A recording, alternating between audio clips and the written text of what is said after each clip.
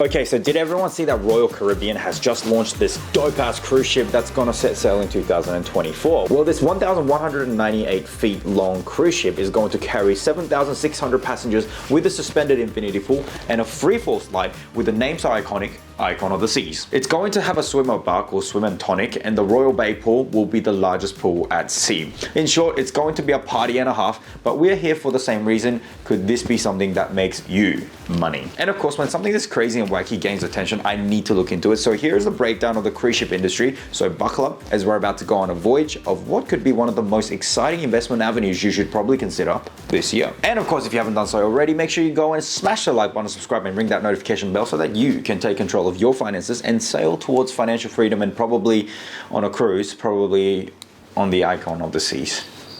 Like, share, and subscribe is what I'm trying to say, so let's dive into the Icon of the Seas. This is an expensive ship. It'll cost Royal Caribbean $2 billion. It'll have about 10,000 people on board with 7,600 passengers and 2,350 crew members. And of course, immediately I begin to do my math. After doing a bit of research, I found that for 7 nights, the interior cabins cost about $1,100 for 2 guests, and balcony staterooms will start at $1,500 for 2 guests.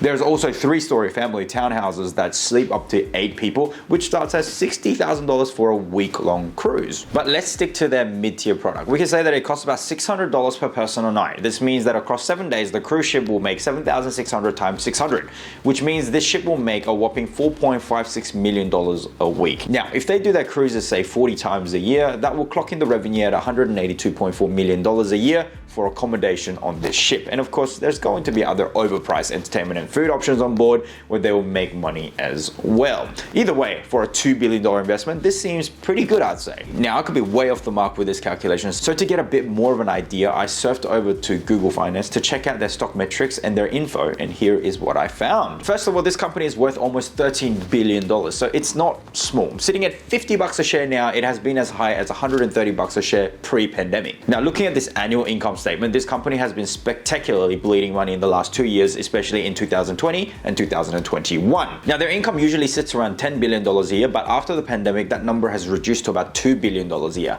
This means that their profits have dropped from about $1.8 billion a year positive to negative $5 billion a year. So this is really bad, but during COVID, every company in the cruise ship industry did suffer due to distancing rules and travel restrictions, and most ships have stopped their servicing. But things are now looking up again. Almost 100% of the ships are now back in service, and it is business as usual. And since July 2020, more than 10 million passengers have enjoyed cruises worldwide. And as of June 2022, a total of 46 destinations had no COVID-related restrictions in place. And demand for the cruise line industry is also picking up. As of the first quarter of 2022, the demand has rebounded 182% year over year, with an estimated 117 million international arrivals as compared to 41 million in 2020. In fact, the industry is expecting a greater than prior demand for cruise travelers. And you know what? You can really feel that demand is realized when the first sailing tickets for the Icon of the Seas opened 2 days ago from the time of this recording, and the tickets literally sold out in a matter of hours. Now, Kelly Craighead is the president and CEO of Cruise Lines International Association, who has clearly had a glow up since 2020, as you can see in the photos. But in a report, there is data that indicate higher than previous demand until 2026, and industry data pointed to more hiring by cruise line companies. And it is clear that the Icon of the Seas, along with 16 other cruise line companies, are going to be capitalizing on this opportunity. Take note that Disney is one of those not so silly companies capitalizing on this market growth. And check out the average investment and passenger capacity on each fleet, because comparing that to the Icon of the Seas, it shows how aggressive the investment is from Royal Caribbean. It is also interesting to find that the Icon of the Seas will be capitalizing the hottest market for cruise ships, which is in the Caribbean itself. And digging a bit further, I took the time to check out some of the other companies that service the cruise ship industry and took a glance at their charts. And there I found Lindblad Expedition Holdings, Carnival Corp, and Norwegian Cruise Line Holdings Limited. Now compare that with the Royal Caribbean, we can see a trend. In 2020, there is a giant fall because of the spicy coughs that infected everybody. Then there is a bounce and yet another crash because of inflation and increasing rates. So here I think there could be an opportunity. And here I want to bring something very important to your attention, that during the turbulent times, such as the pandemic and the current crisis, many smaller companies in an industry usually struggle and bust out.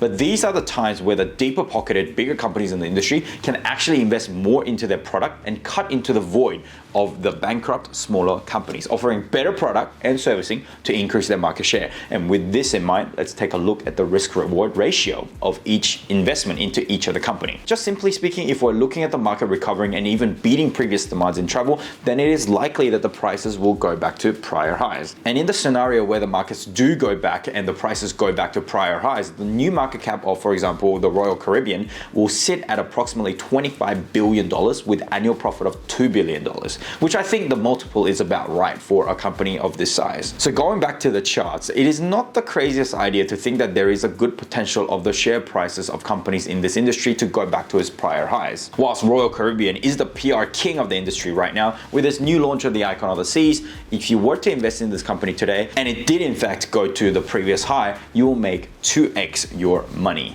And along similar deduction, Lindblad will get you 2.5x, Norwegian will get you 4x, and Carnival will get you a whopping 9x return on your investment. And did you see that the Norwegian and Carnival were also both one of the 16 fleets launching this year from the report? So there is a clear investment objective in this industry. So how can you make some money? Well, you need exposure to this industry. I'd be looking into possibility of allocating some assets into these companies. Of course, tourism has historically been a very fickle industry, so buying its stocks at a low point in the market cycle is very important, which I believe we are in right now. But do understand this, there are other things that could impact the industry, such as high inflation, reduced household income, unemployment, and even potentially war, if we really think long term, I guess. So there are risks associated with any assets, but these are the times to be paying attention to the markets. Make sure you do your own research.